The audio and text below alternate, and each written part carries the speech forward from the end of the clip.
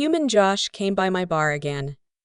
He often does when station-side, as my bar is one of the few that have the trained staff, the security measures, and the fume extractors required to get a license for serving C2H5OH, a solvent for most races, a fuel for some.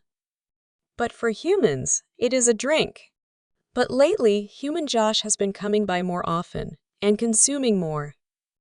And not just the fermented grain product either, but the distilled liquid a few brave traders bring in their holds.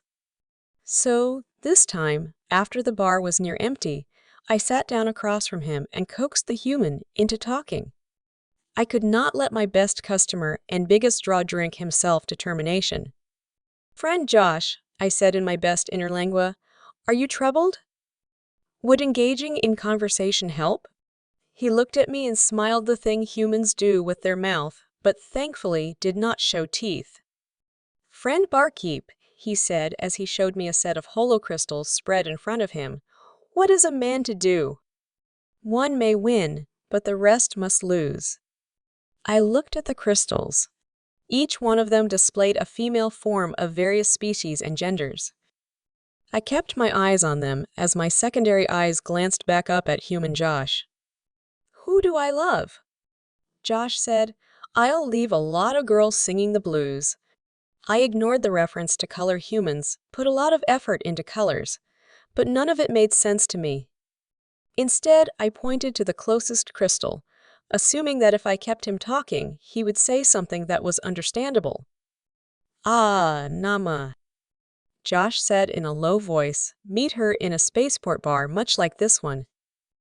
Red as the sands of Mars, hungry to go out and explore, just like me." "Isn't all Message X red?" I replied, trying to grok where this was going. "Not like Nama." Josh stared at nothing for a while, then reached for a different crystal. "Adelaine, Queen of Colony 3, Josh said, his voice sounding different, rich as a poor man's dream. "A mole's row, I see. Colony 3 is hubwards?" "Spinwise," Josh corrected me. "She could have had anyone, but she chose me."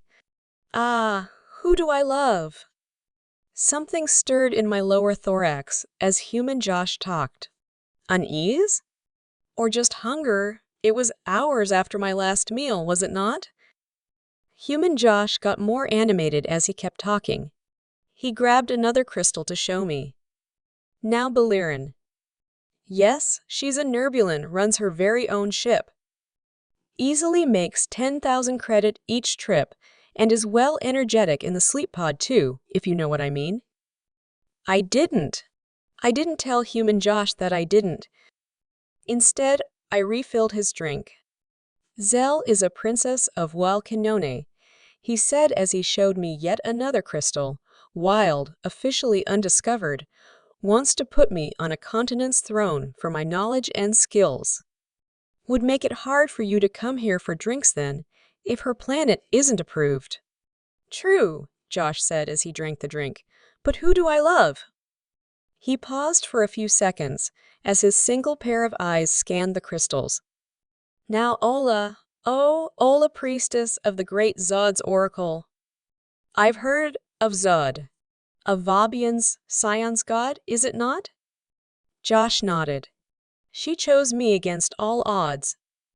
I mean, biological incompatibilities aside, hers and my children's would be gods as well." "Ah, who do I love?" I refilled his drink again, but held my tongue. Gods simply had no place in a rational universe, but most sentients are irrational. "Yoshibel, my gypsy lass," Josh exclaimed as he reached out for a crystal featuring a figure wearing even less than most of the others. "Not her given name, I take?" "Not really, but I can't pronounce her real name. She has a third-rate ship, but a first-rate gluteus." I looked at the crystal. I looked at Josh. I had my neural implant run a word search. "I don't think the GI-Fees has a muscle analog to the human." He waved my objections away. I refilled his drink again. And then Josh continued as he reached for the last crystal. There is Vierdale, my warrior queen. An Edook. Yes, with weapons in all four hands, she looks very much like a warrior. Best physique I've ever seen, Josh replied, with a clean conscience and a fierce love too. The Edook are fierce in all they do, I believe. Josh was quiet for a while. I followed his lead.